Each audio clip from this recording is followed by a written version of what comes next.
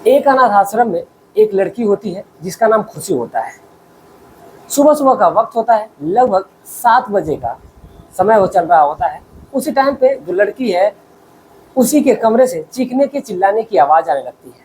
अब जैसे ही चीखने चिल्लाने की आवाज़ आती है तो जो भी लोग वहाँ पर मौजूद थे, जितनी भी लड़कियाँ थी, जितनी भी वहाँ पे मेड थी, सभी लोग उस कमरे की तरफ पहुँचती है और पहुँच करके वहाँ पर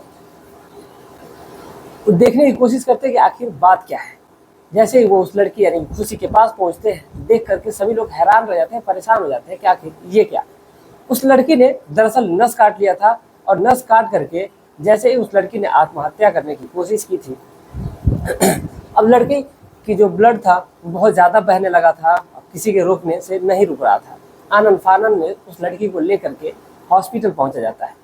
लेकिन जब वहाँ हॉस्पिटल पहुंचा जाता है तो ये मामला कहीं ना कहीं आत्महत्या का नजर आता है। अब इसीलिए जो मामला आत्महत्या का है तो फिर जो डॉक्टर होते हैं वहाँ पे, डॉक्टर ने तुरंत इस मामले को पुलिस तक पहुँचाने की कोशिश की।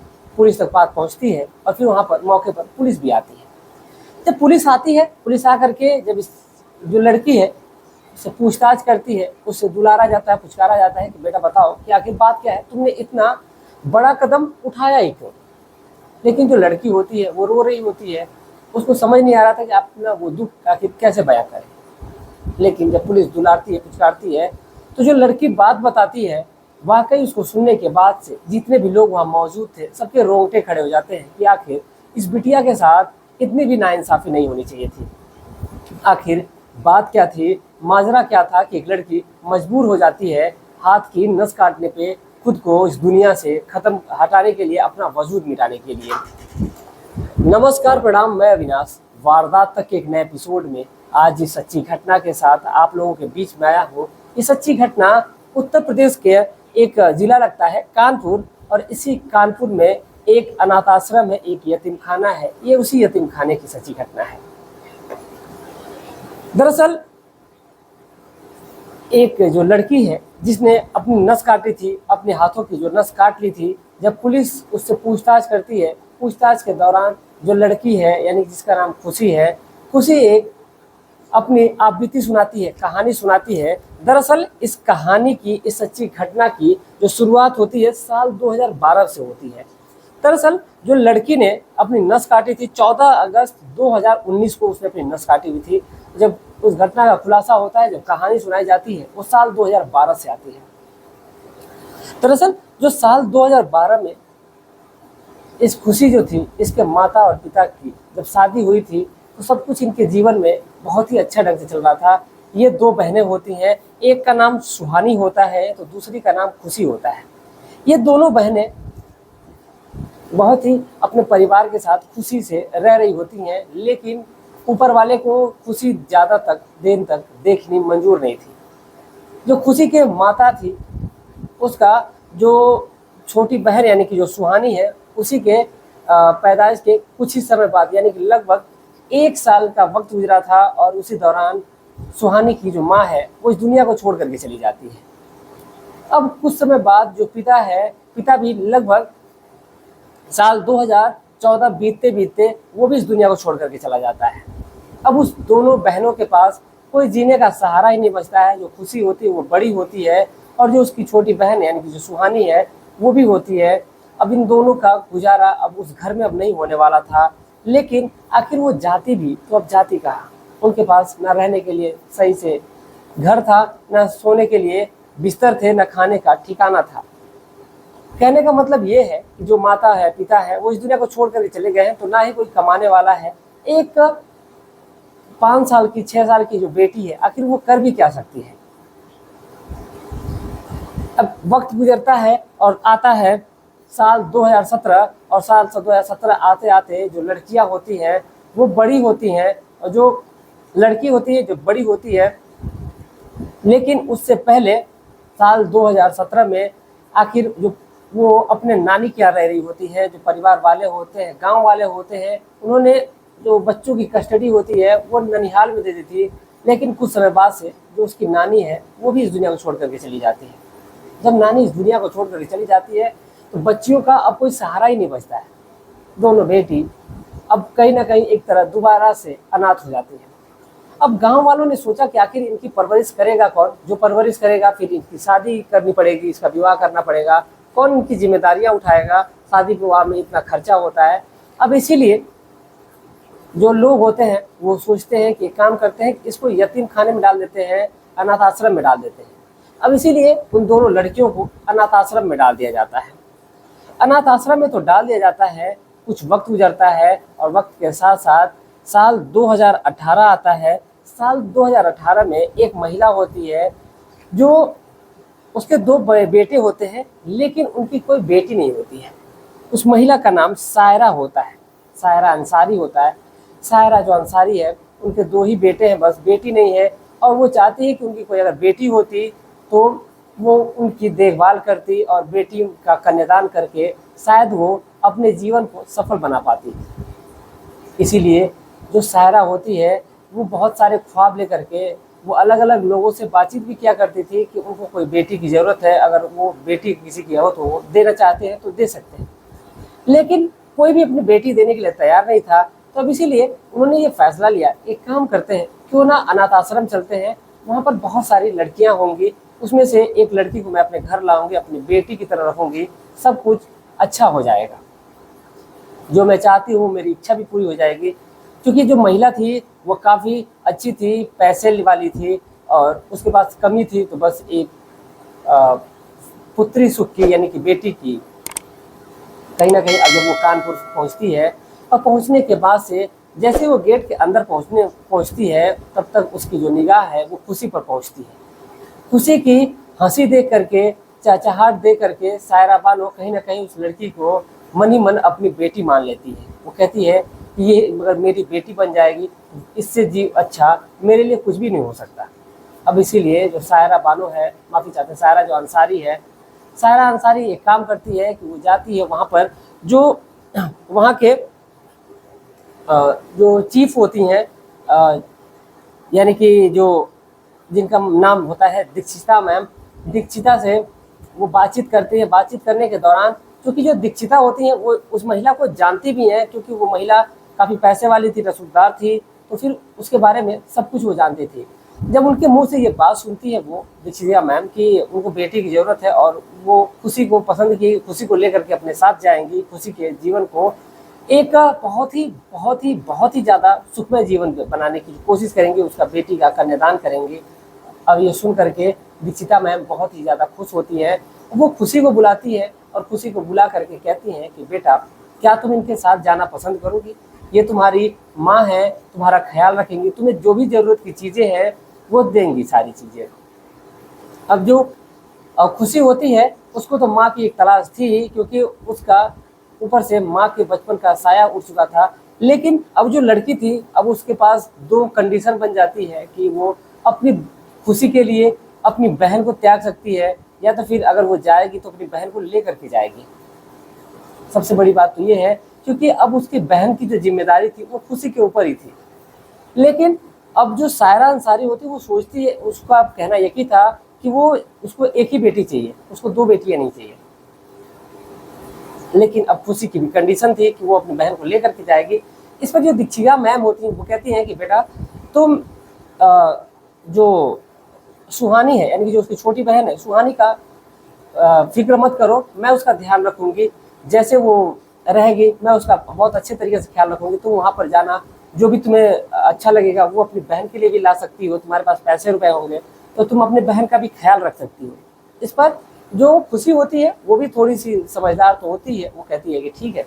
अब इसके बाद से जो खुशी है वो सायरा अंसारी के साथ निकल लेती है। सायरा अंसारी लेकर के खुशी को अपने घर जाती है।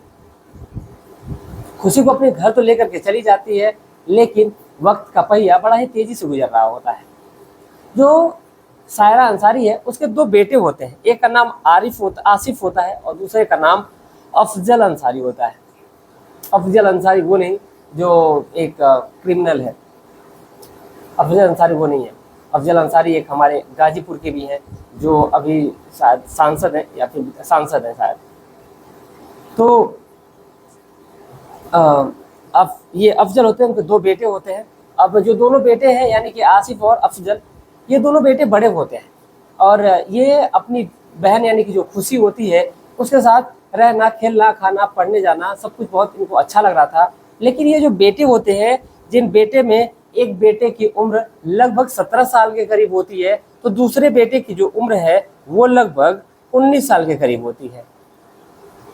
17 और 19 साल के जो बेटे हैं वो बड़े हैं, और कहीं ना कहीं उनके वो अंदर एक गलत हीन भावना चल रही थी, क्योंकि जब भी इनके पास फ़ोन आता था, फ़ोन मिलता था इनको, तो ये दोनों फ़ोन में गंदी वीडियो देखा करते थे। और उस गंदी वीडियो का जो असर था वो कहीं ना कहीं जो उनकी एक छोटी बहन होती है, जो मुँह बोली बहन आई रहती है, अब ये फ़र्क उस पर दिखने लगता है। जो लड़की है यानी कि जो खुशी है, खुशी की जो ये नई माँ है सायरा अंसारी, वो खुशी का एडमिशन कराती है। वहीं पे एक स्कूल होता है सेंट जेवियर्स स्कूल, उसी सेंट जेवियर्स स्कूल में उस बेटी का एडमिशन होता है, और वहीं पर वो लड़की पढ़ने लगती है। जो खुशी है वो बहुत ही खुशमिजाज लड़की थी, अपने भाइयों के साथ खेला भी करती थी, खेलने के साथ साथ वो पढ़ाई लिखाई में वो तेज थी, और उसके बाद वो स्कूल आया जा करती थी। स्कूल में भी सभी लोग उसको जानने लगे थे, और सभी लोग ये भी जानते थे कि जो लड़की है इसको इसकी माँ ने यतीम खाने से उठाया है, यानी कि अनाथ आश्रम से उठाया है। अब जो लड़की है बेहद चुलबुल है, बेहद खुश मिजाज है, लेकिन कुछ समय जब बीतता है, यानी कि लगभग कुछ ही समय अभी गुजरा रहता है, लगभग यानी 4-5 महीने का जब समय गुजरा रहता है, तब तक जो खुशी है उसके चेहरे से मुस्कान गायब हो जाती है। अब जब जैसे ही उसके चेहरे से मुस्कान गायब होती है, तो इसके पीछे एक बड़ी सी वजह होती है। दरअसल जो दोनों भाई उसके होते हैं वो गंदी वीडियो देखा करते थे, पॉर्न वीडियो देखा करते थे। अब जब भी उसकी माँ जो सोशल वर्कर थी, एक तरह से कह लीजिए, उसके पास काफ़ी पैसे थे, वो मार्केट बाहर चली जाया करती सुबह में नहा धो करके, अपने करियर के लिए, अपने कुछ पैसे कमाने के चक्कर में वो बाहर चली जाया करती थी, और फिर वो रात तक आती थी, शाम तक आती थी, क्योंकि उसके घर में नौकर भी हुआ करते थे, यानी कि मेड भी हुआ करती थी, वो खाना बना दिया करती थी, बच्चों का ख्याल रख दिया करती थी।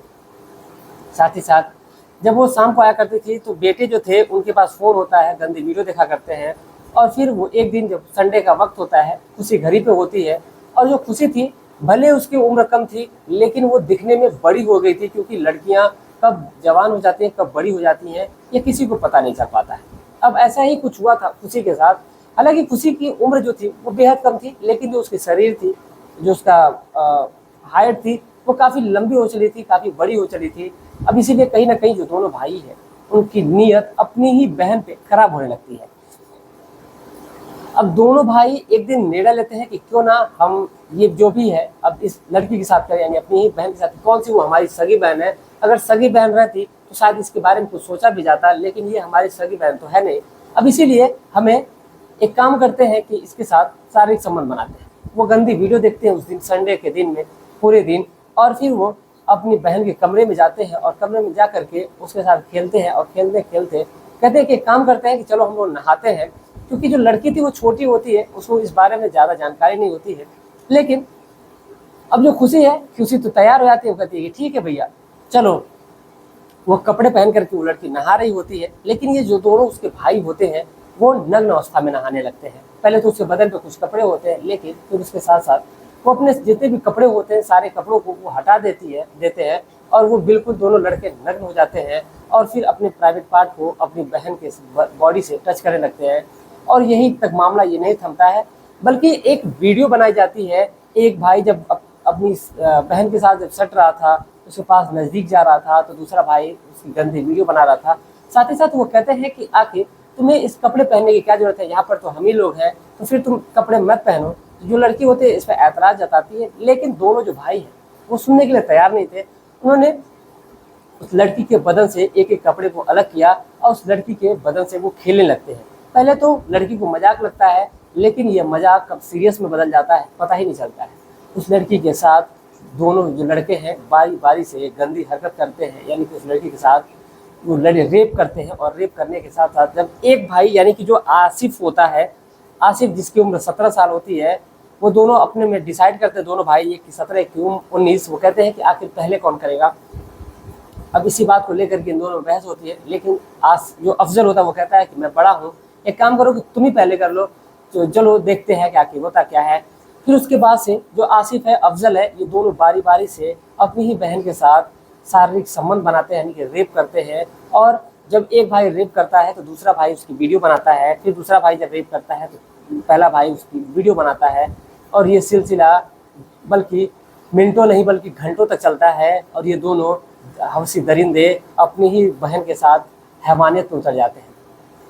अब ये सिलसिला उसी दिन नहीं थमता है, बल्कि ये सिलसिला बढ़ता जाता है। जब भी उनकी माँ घर में नहीं होती थी, मौका मिलता था तो उस लड़की को वो स्कूल नहीं जाने दिया करते थे और उस लड़की के साथ हैवानियत किया करते थे, रेप किया करते थे, और बारी बारी से हैवानियत किया करते। साथ ही साथ उस लड़की को धमकी भी दिया करते थे कि अगर इस बात की जानकारी अगर तुम माँ को दोगी तो फिर हमसे बुरा कोई नहीं होगा, और फिर हम ये वीडियो को वायरल कर देंगे, फिर तुम्हारी जो बहन है जो यतीम खाने में है वो भी कहीं मुंह दिखाने के लायक नहीं रह जाएगी, तुम भी कहीं नहीं रह जाओगी, और साथ ही साथ फिर तुम यहाँ से तुमको भगा दी जाओगी। इस पर जो खुशी होती है वो पहले तो कुछ दिन शांत रहती है। अब जो उसकी चेहरे की जो खुशी है वो तो अब गायब हो चली थी, क्योंकि उसके साथ उसके ही भाई हैवानियत पे उतर आए थे, हैवानियत कर रहे थे। जो लड़की थी अब वो स्कूल तो जाती थी, लेकिन उसके चेहरे पर वो खुशी नहीं थी। आखिर वो करती भी थी क्या करती। अब कुछ समय गुजरता है, जो लड़की है अब एक टीचर होती हैं जिनका नाम रेखा होता है। रेखा मैम उस लड़की को काफ़ी दिन से नोटिस कर रही थी कि ये रेखा खुशी जो पहले वाली थी वो है नहीं। अब इसीलिए उस लड़की के वो पास बैठती हैं और उससे दुलारती है, पुचकारती है और पूछने की कोशिश करती है कि बेटा आखिर बात क्या है, तुम इतनी उदास क्यों हो, आखिर वजह क्या है। इस पर जो लड़की होती है वो कुछ बताती नहीं है, वो मना करती कि नहीं मैम कोई बात नहीं है, कोई ऐसी बात नहीं है, बस ऐसे ही तबीयत ठीक नहीं चल रही है इसी वजह से मैं ठीक से नहीं रह पा रही। लेकिन जो रेखा मैम है दुलारती है, पुचकारती है, बहुत ही सहज तरीके से उस लड़की से ये पूछती है। तो जो लड़की है जब उसको लगता है बच्ची को कि अपनापन लगता है, उस लड़की मैम के रूप में उसको अपनी माँ, सही माँ नजर आती है। अब इसीलिए सारे जो दुख थे, सारी बातें होती हैं वो अपनी मैम के साथ वो बयां करती हैं। जब उस लड़की के दुख को जो मैम सुनती है तो वो काफ़ी गुस्सा आता है, उनकी आंखों से आंसू आ जाते हैं। वो फिर उस दिन तो वो कुछ नहीं बोलती है, लेकिन शाम के वक्त वो सायरा अंसारी को वो फ़ोन करती हैं और फ़ोन करके मिलने की बात करती हैं। और फिर वो रेखा मैम उसके घर पे जाती हैं और जा करके उनसे कहती हैं कि आपके जो दोनों बेटे हैं उन्होंने ऐसी ऐसी गंदी हरकत की है उस लड़की के साथ जो आपके घर में रह रही है, जिसको आपने बेटी बना कर लाया था। अब इस पर जो सायरा अंसारी होती है, अब उनको ये लगता है कि अगर ये बात बाहर जाएगी तो फिर मामला गड़बड़ हो जाएगा, उनकी बदनामी हो जाएगी, कहीं ना कहीं उनको पॉलिटिक्स में उतरना था। तो फिर वो सोचते हैं कि बदनामी हो जाएगी तो फिर हमें कोई पसंद नहीं करेगा। अब इसीलिए उन्होंने रेखा को कुछ पैसे दिए और दे करके उनका मुंह बंद कराने की कोशिश की।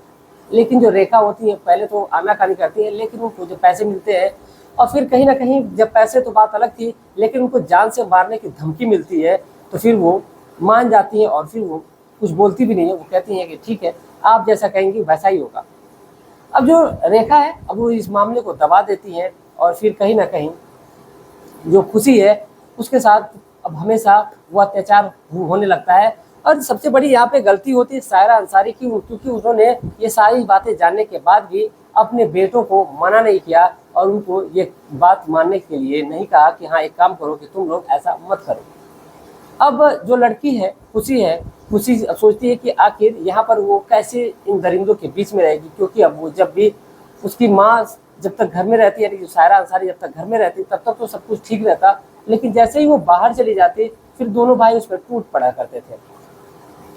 एक दिन मौका पा करके जो लड़की है वहां से सीधा भाग करके यतीम खाने पहुंच जाती है, यानी कि जो यतीम खाना है जो वहां पर पहुंचती है, पहुंच करके ये अपनी सारी बातें वो सोचती है बताए मैम को, लेकिन वो सोचती है कि क्या फ़ायदा बताने का, अगर इनको भी पैसे मिल जाएंगे ये भी शांत हो जाएंगी, फिर कोई मतलब ही नहीं निकलेगा। अब इसीलिए जो खुशी होती है अब वो निर्णय लेती है कि अब वो इस दुनिया में नहीं जीवित रहेगी, क्योंकि अगर वो जिंदा रहेगी तो फिर उसकी बहन की बदनामी होगी, उसकी बदनामी होगी। इसीलिए उसने निर्णय लिया कि वो अपनी नस को काटेगी और काट करके मर जाएगी। फिर वो नस काटती है और नस काटने के बाद काफ़ी जब फूट बहने जब उससे दर्द बर्दाश्त नहीं होता है तो वो चीखने लगती है, चिल्लाने लगती है।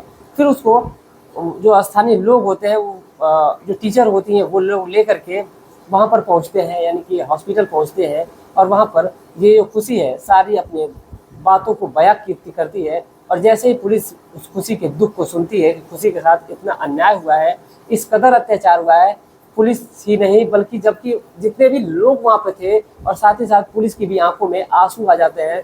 सभी लोग सोचते हैं, सोचने पर मजबूर रहते हैं कि आखिर इस लड़की का कसूर क्या है कि पहले तो ऊपर वाले ने इसकी दुनिया उजाड़ दी, साथ ही साथ जो इसकी एक माँ का साया भी मिला तो फिर वो भी इस तरीके से उजड़ गया कि जिसकी कोई कल्पना भी नहीं कर सकता।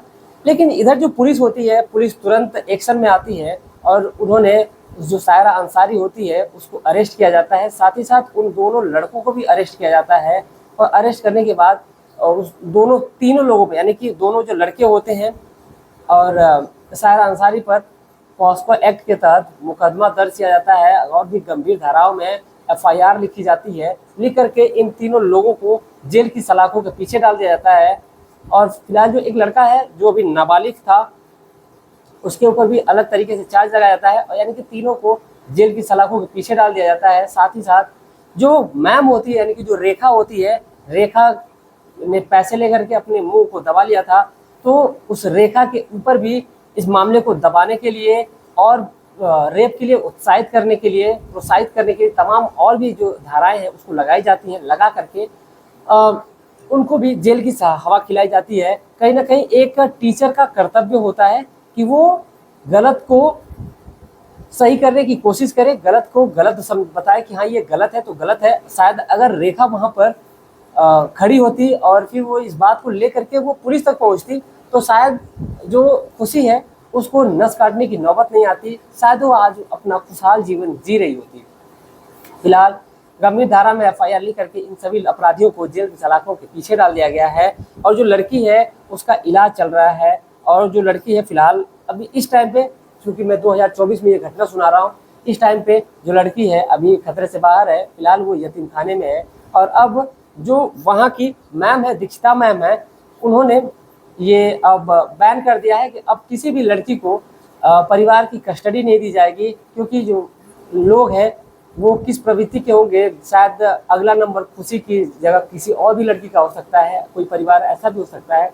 तो कहीं ना कहीं एक औरत की वजह से एक पूरा हंसता खेलता परिवार उजड़ जाता है एक छोटी सी गलती की वजह से। फिलहाल ये थी आज की पूरी कहानी। इस पूरे घटनाक्रम को सुनाने का उद्देश्य हमारा किसी की भावनाओं को ठेस पहुंचाना नहीं है, बल्कि आपको जागरूक करना है, आपको सचेत करना है कि आप जहां भी रहें स्वस्थ रहें, सुरक्षित रहें। चलिए मिलते हैं एक और सच्ची घटना के साथ। जाते जाते आप अपनी राय कमेंट में जरूर लिखिएगा, साथ ही साथ ये भी लिखिएगा कि आप कहां से हैं, किस जिले से बिलोंग करते हैं, और अपना ढेर सारा प्यार दीजिएगा। चैनल को सब्सक्राइब करिएगा, वीडियो को लाइक करिएगा। मिलते हैं एक और सच्ची घटना के साथ, तब तक के लिए जय हिंद, जय भारत।